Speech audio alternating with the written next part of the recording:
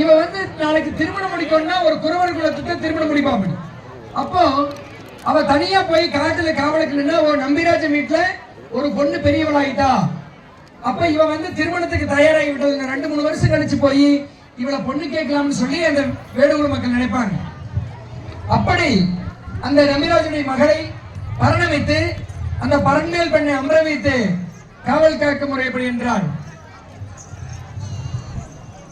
தானம் தானம் தானே நானே நன்னம் தானம் தானே நன்னே நன்னே நான்னம் செய்த தன்னானே நானே நன்னம் தானம் தானம் நன்னே நன்னானம் தானம் தானே நானே நன்னம் தானம் தானம் நன்னே நன்னானம் வித்துருமை காணாட்டி நல்ல விலங்கு தண்டை வாழை ஊட்டி அந்த கம்பள புல்மேனி வரவில் அந்த காவல் காத்தால்